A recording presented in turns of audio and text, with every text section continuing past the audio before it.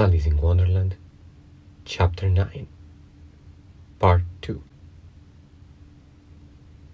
They very soon came upon a griffon, lying fast asleep in the sun. If you don't know what a griffon is, look at the picture.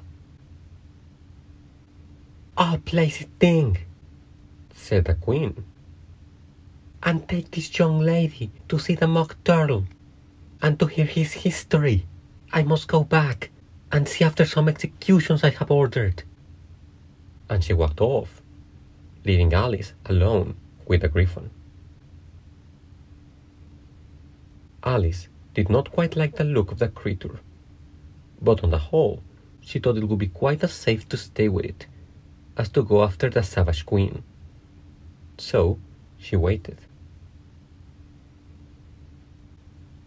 The griffon sat up and rubbed its eyes. Then it watched the queen till she was out of sight. Then it chuckled. "What fun," said the griffon, half to itself, half to Alice. "What is the fun?" said Alice. "Why, she," said the griffon.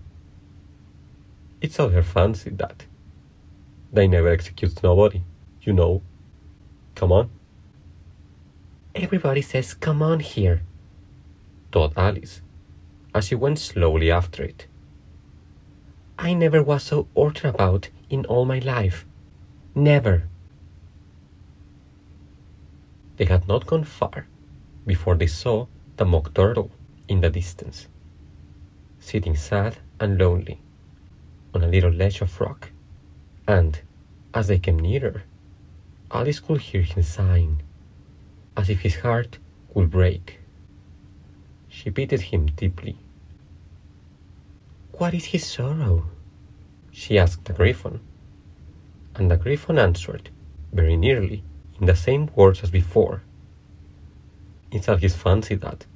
He hasn't got no sorrow, you know. Come on." So they went up to the mockturtle, who looked at them with large eyes full of tears, but said nothing. "This here young lady," said the griffon, "she wants for to know your history. She do." I'll tell it her," said the mockturtle in a deep, hollow tone. "Sit down, both of you, and don't speak a word till I've finished." So they sat down, and nobody spoke for some minutes. Alice thought to herself, "I don't see how he can ever finish if he doesn't begin." But she waited patiently. "Once," said the mockturtle at last, with a deep sigh, "I was a real turtle." These words were followed by a very long silence, broken only by an occasional exclamation of "hic" from the griffon, and the constant heavy sobbing of the mockturtle. Alice was very nearly getting up and saying, "Thank you, sir, for your interesting story." But she could not help thinking there must be more to come. So she sat still and said nothing. When we were little," the mockturtle went on at last, more calmly, though still sobbing a little now and then. "We went to school in the sea. The master was an old turtle.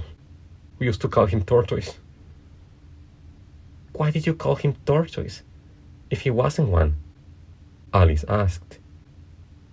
"We call him Tortoise because he taught us," said the mockturtle angrily. "Really, you are very dull." "You ought to be ashamed of yourself for asking such a simple question," added the griffon. And then they both sat silent and looked at poor Alice, who felt ready to sink into the earth. At last the griffon said to the mockturtle, "Drive on, old fellow. Don't be all day about it." And he went on in these words. "Yes, we went to school in the sea, though you mayn't believe it." I never say I didn't, interrupted Alice. You did, said the Mock Turtle. Hold your tongue, added the Gryphon, before Alice could speak again. The Mock Turtle went on. We had the best of educations. In fact, we went to school every day. I've been to a day school too, said Alice. You needn't be so proud as all that. With extras? Asked the Mock Turtle, a little anxiously. Yes, said Alice. We learn French and music. And washing? Said the Mock Turtle. Certainly not, said Alice indignantly. Then yours wasn't a really good school, said the Mock Turtle, in a tone of great relief. Now, at ours, they had at the end of the bill French, music, and washing. Extra. You couldn't have wanted it much, said Alice. Living at the bottom of the sea. I couldn't afford to learn it, said the Mock Turtle, with a sigh. I only took the regular course. What was that? Inquired Alice. Reading and writing, of course, to begin with, the Mock Turtle replied. And then the different branches of arithmetic, ambition, distraction, uglification, and derision. I never heard of uglification, Alice ventured to say. What is it? The Gryphon lifted up both its paws in surprise. What? Never heard of uglifying? It exclaimed. You know what to beautify is, I suppose? Yes, said Alice doubtfully. It means to make anything prettier? Well then, the Gryphon went on. If you don't know what to uglify is, you're a simpleton. Alice did not feel encouraged to ask any more questions about it.